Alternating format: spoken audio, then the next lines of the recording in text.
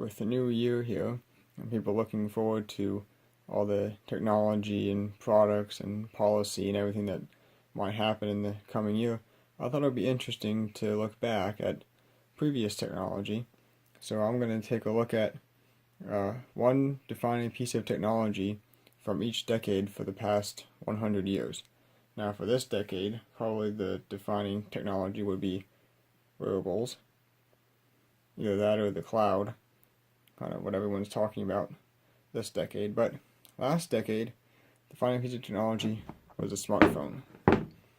This is a iPhone 3G from 2008. This will be 10 years old this year. So pretty small by modern standards. Get the phone in here. It's also kind of thick too. Has a 480 by 320 display, which would be pretty much pitiful today. Turn the screen on here. I don't have any apps on here because you can't download apps for iOS versions this old, and I didn't really feel like going through and jailbreaking it, but kind of get an idea of what it would be like to use a phone like this. Got some music on here, a little bit. YouTube, see if that works. But anyway, the 2000s decade, pretty much the defining piece of technology would be the smartphone. Before that decade, you didn't really have smartphones, and that's the decade where they really took off, especially the iPhone, kind of leading the way at near the end of the decade. Let's see what else is in the box here. Of course, got our Apple stickers and the usual pitiful product manual. That's just not a manual, that's the safety information. It would have come with a manual, which is probably just a fold out thing. So there you go, defining piece of technology for the decade 2000 to 2010, the smartphone.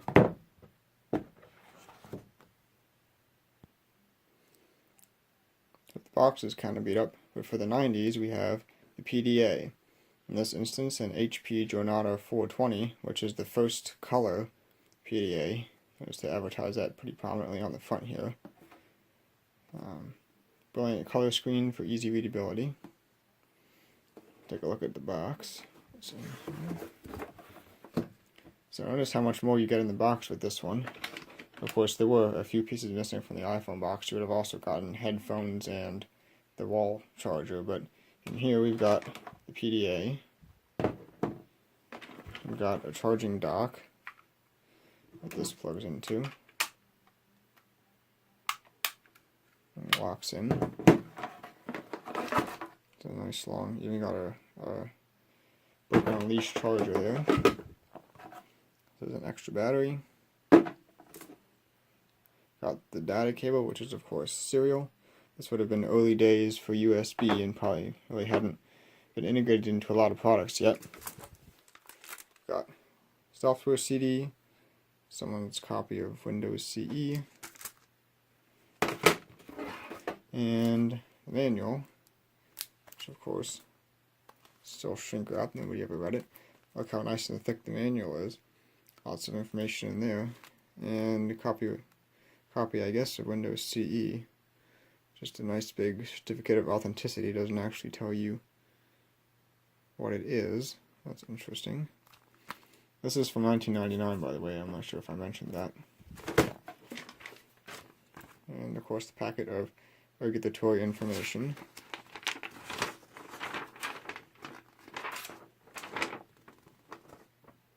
LED safety infrared port. Yes. I'm not sure how many of you know this, but this was a kind of early attempt at wireless technology.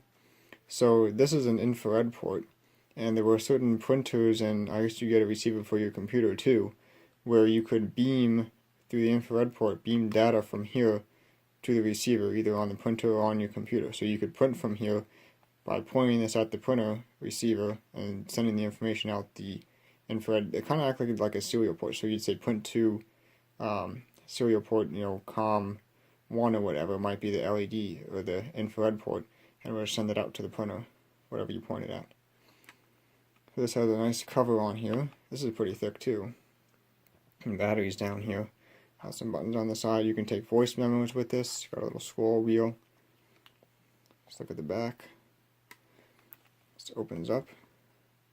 I have a pen up here, and there's your speaker. This comes out. You can either put it on. Oh, that's very dim. Let's see if I can adjust that. Battery very low. Okay.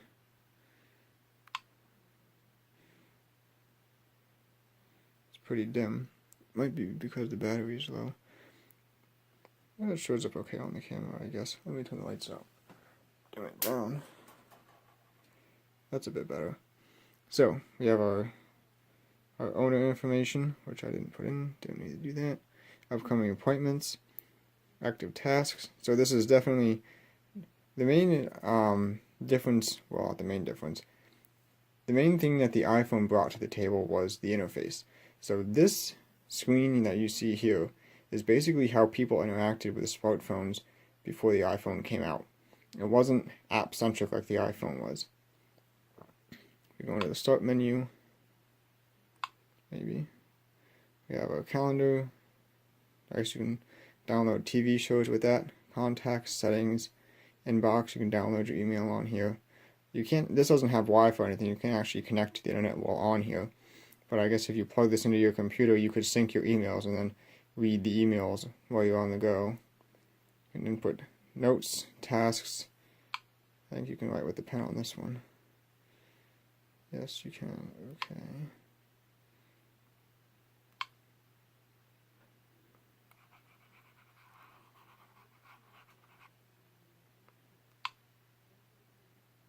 Okay. Also got, of course, games, Solitaire. Wouldn't it be a complete Microsoft product without Solitaire? So, that about the little demonstration of 1990s technology, the PDA. Before the advent of fancy color graphical touchscreen PDAs, people on the go would carry something like this. This is our 1980s technology, the 1989 Atari Portfolio. And this is a palm top PC. In the frame there. You can turn it on by pressing any key, I believe. There we go. And we are greeted with a DOS prompt.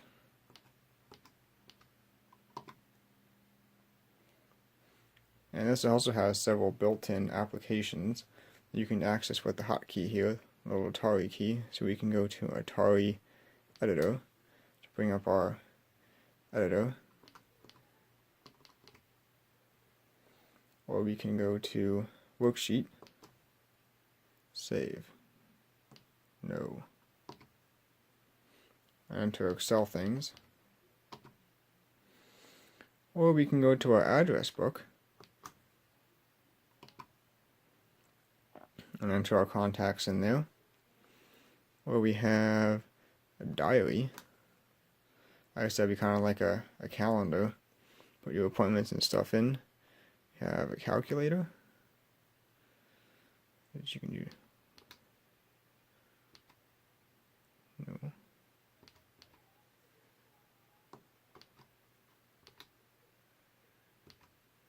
There we go. Calculator. You can go to Setup, I think. There we go. And we can go through different options on display, sounds, applications, and so on. File transfer. This did come with a storage card. You could put a storage card in here on the side, and that's battery back storage, not flash memory or anything. This module on the side here is a modem. This could come out, and other modules plug in there. But this is our modem to connect to the phone line, so we can dial up the internet.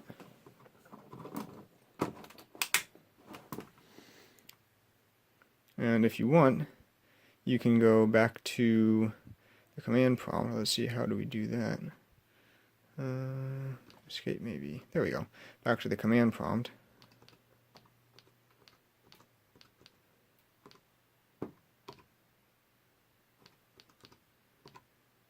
And this is DIP operating system version 2.11.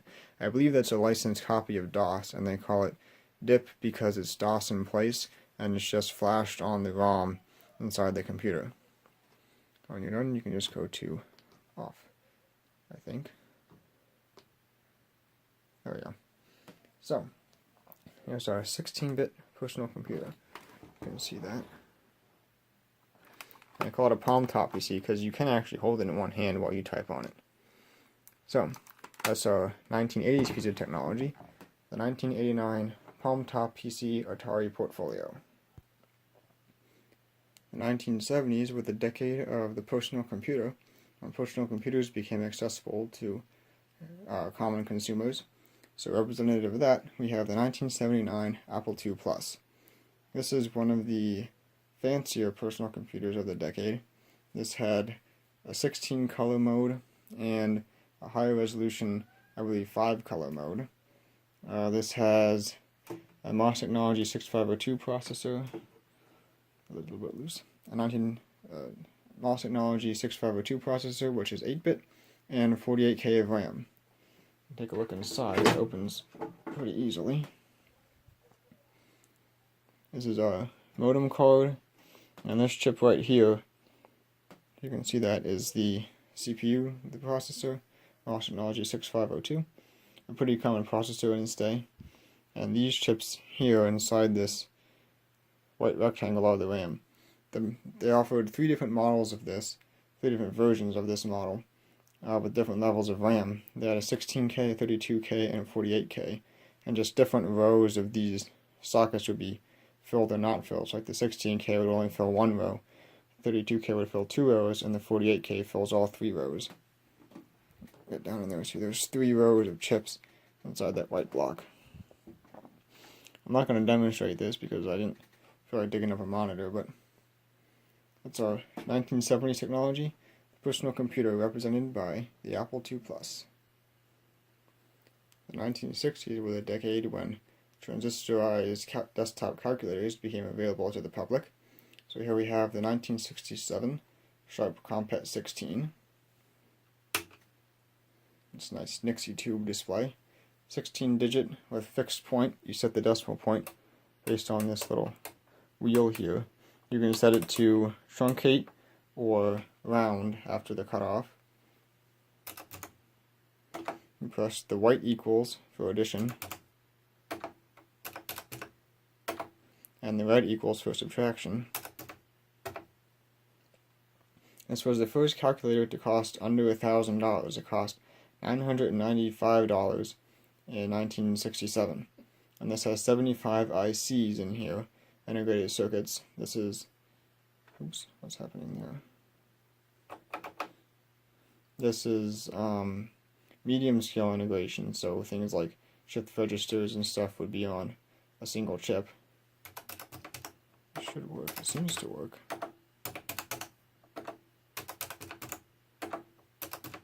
I think sometimes these old calculators have a problem where when you first turn them on, it doesn't always fully clear everything out. I'm not sure what circuit they use for that. Maybe it's a RC time constant circuit and something's drifted so that it doesn't fully clear when you turn it on. I'm not exactly sure. Seems to work though. Notice that when I push, it's kind of bright. Notice that when I push the plus button, it lights up to show an operation is pending. If I do something like this, you can actually watch the digits fly. That was pretty fast. I should do the other way.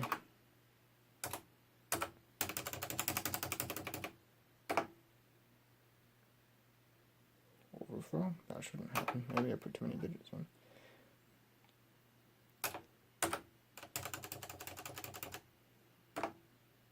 There it goes. You can see the numbers fly as it does the calculation.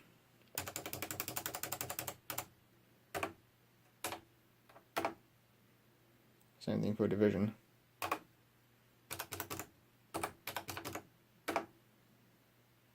So, someone would have been greatly glad to have this on their desk in 1967. Much better than the old mechanical, noisy, loud calculators, which you've seen in my previous videos.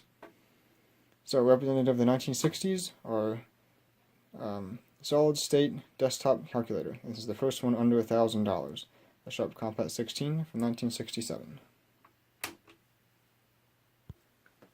The 1950s brought the advent of the transistor and transistor radios. This is the 1958 Zenith Royal 500D. This is an 8-transistor set, and pretty good performance.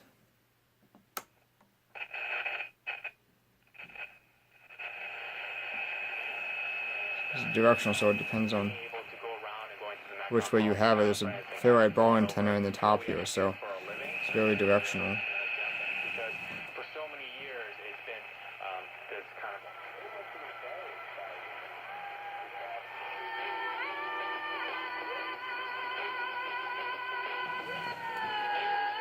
That one seems to work either way. 790 WAEB.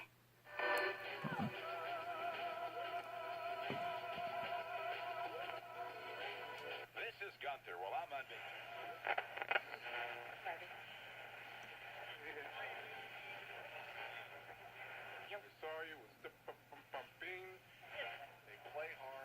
This runs off 4 AA batteries.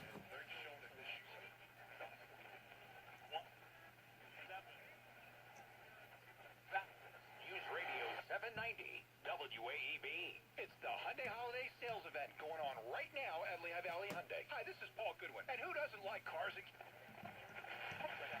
about Georgia. That's the big story we're talking about on News Radio 700 WLW.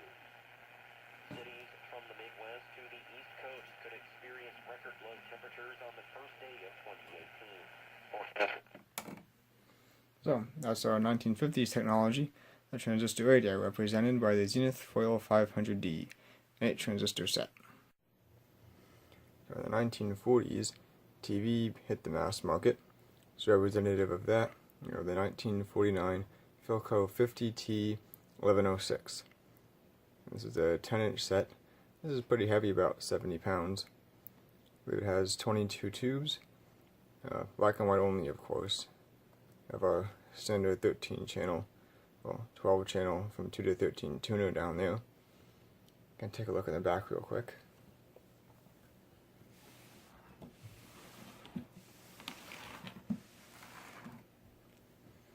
So all the vacuum tubes in there. There you go, representative of the 1940s is the 1949 Philco 50T1106. In the 1930s, radio got portable due to advancements in both tube technology and battery technology. There were some attempts at making portable radios in the 1920s, but they just weren't practical due to the odd battery configurations and the large size of components and such. But by the 1930s, it was possible to make a practical battery-powered radio. This is a 1938 Philco 39-71.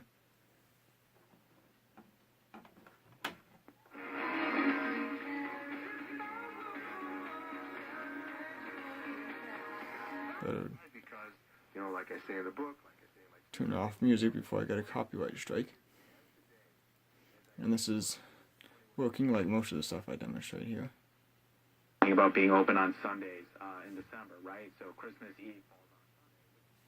And it has this little light here, or not a little light, but this little red tab when it's on, so you don't forget that it's on and drain all your batteries.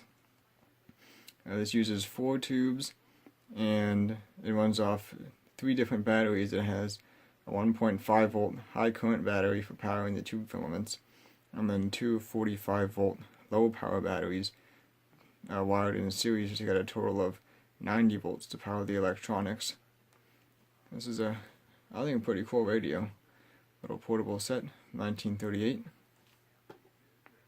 It all depends how bad you Works pretty well too. And then when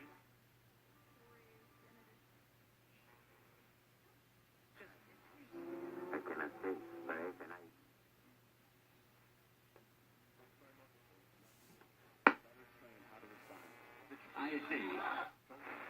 widespread.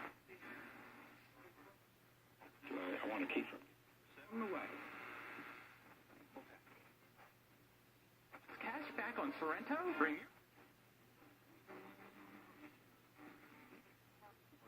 It's nice. So we got a lot of DX coming in.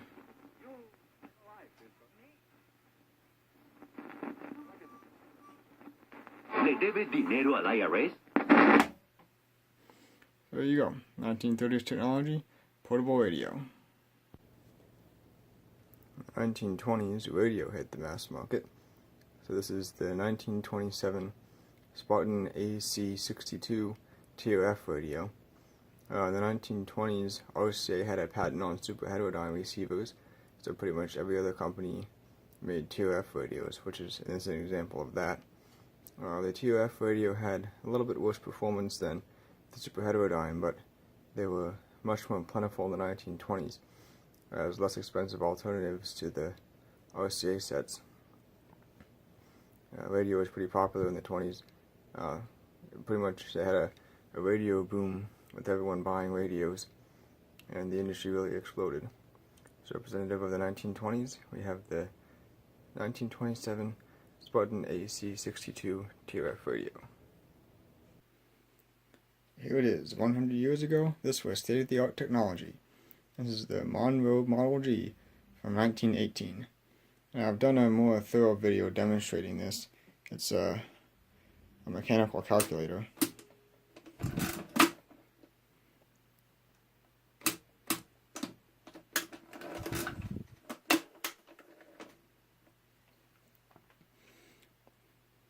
This is all mechanical, hand-driven.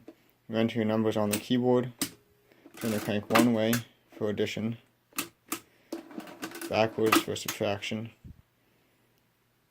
Clearing is up here. Oops, if I remember how to do it properly, that would be beneficial. But if you want to see a full demonstration, go check out my video. But this is now a 100-year-old piece of technology. This is about the best you could get for your office in 1918. Electronics were pretty much out of the question. The only electronics available to American consumers in the teens were crystal radios. You couldn't even get vacuum tube radios. They weren't available due to patent wars, but electronic calculators were completely out of the question. Didn't come around until the 1960s. But here it is. State-of-the-art technology from 1918. Monroe Model G. There you go. Hope you enjoyed this look at a piece of technology from every decade from the past century.